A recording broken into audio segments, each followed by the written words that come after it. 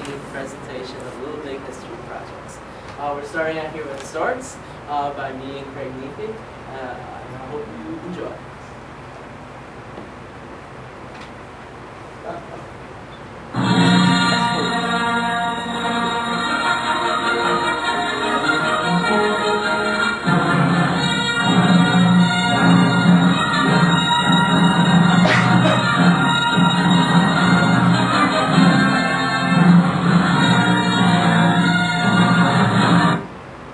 Okay, so swords are important to humanity.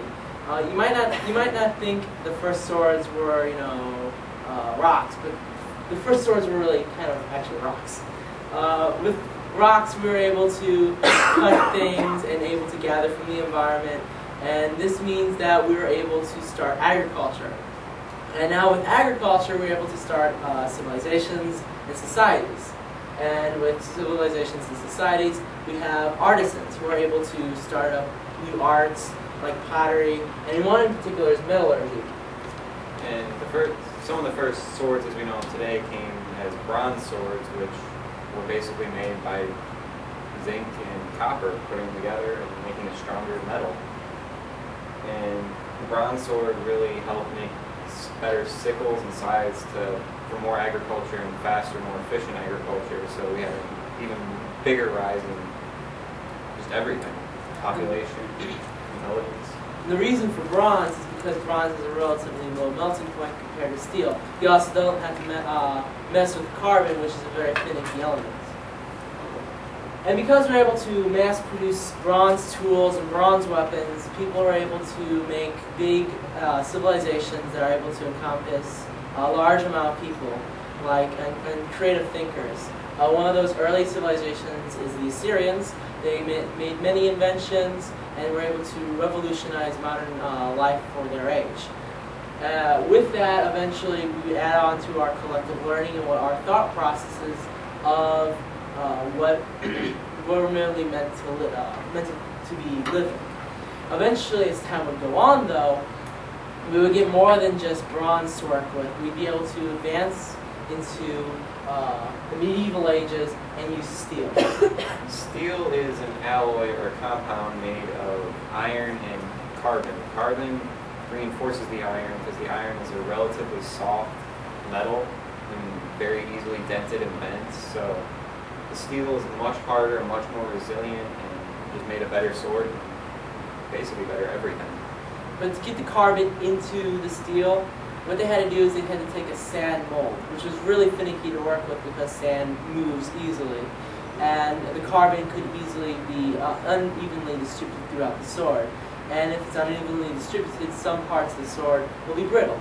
And thus, when you swing the sword, and get it stuck, say, into a tree or the dirt, it would break when you pulled it out. The Japanese really figured out a way to master that. They basically took the steel and pounded it flat, and then folded it on itself again, and pounded it flat, and just repeated that process up to 100 times, which makes a layered look, which creates the wavy look on the katana. So.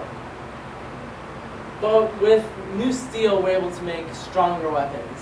Previous to steel, most of the spears and axes, they're kind of weak and flimsy because brass is actually fairly weak and flimsy, even with zinc. But with steel, now that we have a stronger weapon, we can have a spear that can be thrown and can be dented off a rock and be thrown again without being broken. This is huge to understand because now instead of tools being made out of instead of the weapon being used as a weapon of war, it's being used as a secondary weapon. And that really connects to the modern point, the modern thought processes of swords. Also, with steel, of course, comes new tools. So, secondary weapon, one good look at that is the Greek Spartans. They used their spears for their main weapon, and then after that was either broken or they threw it or it got stuck in something, and then they pull out their sword as kind of a last resort weapon. So, of course, naturally, as time would go on, all man-on-man fighting would go away, and it would become the time for the gun to replace all sharp-edged weapons. And so now swords in the modern age. We use guns, not swords, not axes, not spears.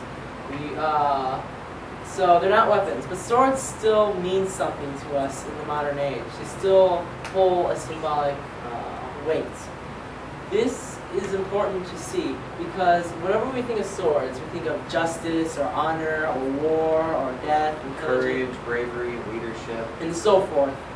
And a lot of writers like to put the sword into their works. You can see that in Star Wars, you can see that in any Hollywood film that focuses around the 1700s or the 1600s. The sword is the main way of fighting. and as we have as the picture, samurai, the sword was basically his source of honor and basically where his soul was kept. So he never wanted to lose his sword, and if he did, he'd rather be dead than lose his sword. So. And in Japan, even in the modern age, the Japanese sword determines how good a metal worker is. If the sword is not very good, then the metallurgist is thrown out of being a metallurgist. But if the sword is good, they're considered honored, and that one true piece of work of art is how much their family has for honor, even in today's society. We did say that swords are used a lot in movies, and in movies you'd often see really quick parrying with the sword, which would allow the person to, basically make the sword their weapon and their shield. That's completely against all logic. The reason that is because the carbon in the sword does make the sword more brittle. So the two swords colliding together would cause the swords to quickly shatter and break and just not become useful anymore.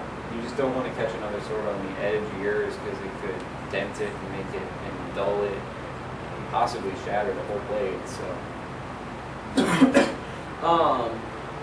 And really parrying like that would only be a last resort. Because it's very predictable and you can see it coming and easily work around it. And there are still works of art, as I said earlier, in the Japanese modern day culture. They determine the weight of one's family honor when you're working with swords. And that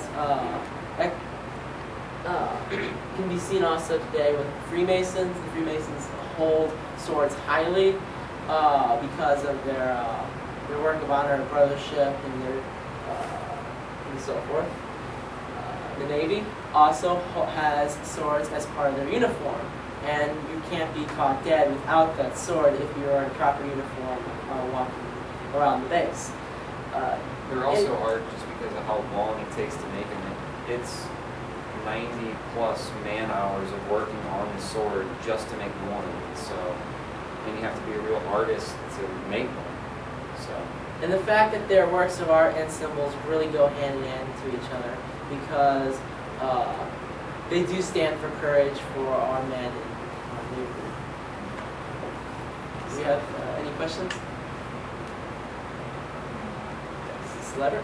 What part of your presentation that you made did you find most interesting? Like what part and I'd like to hear from both of you, that you really liked about your subject?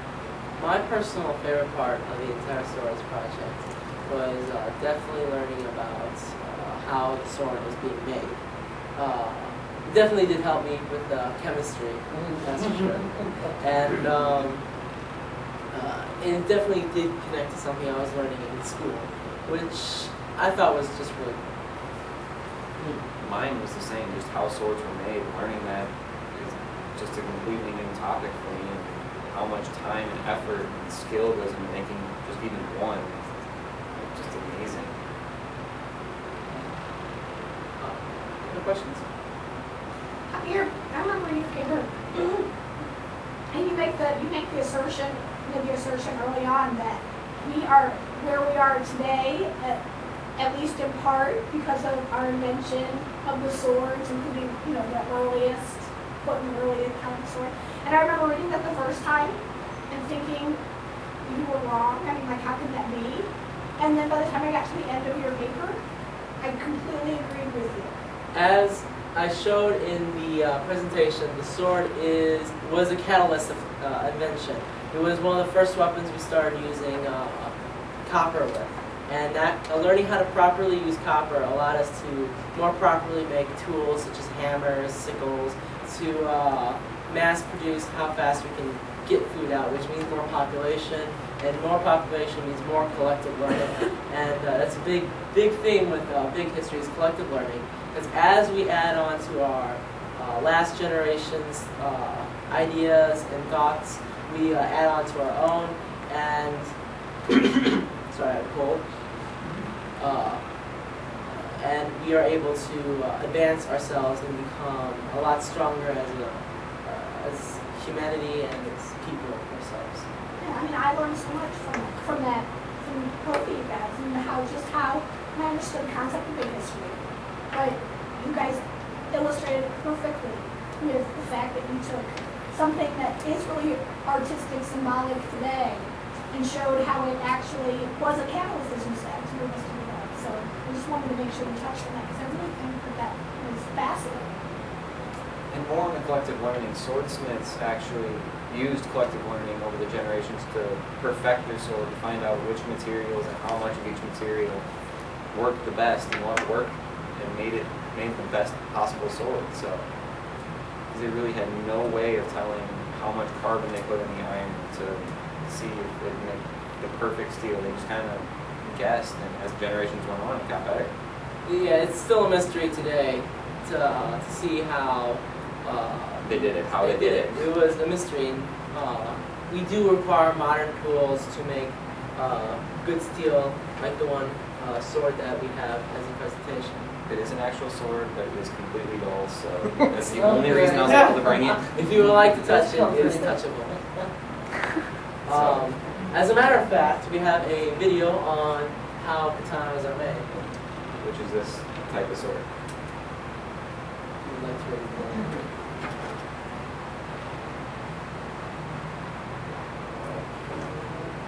Pause again.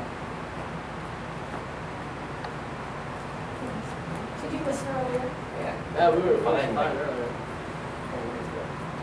Mr.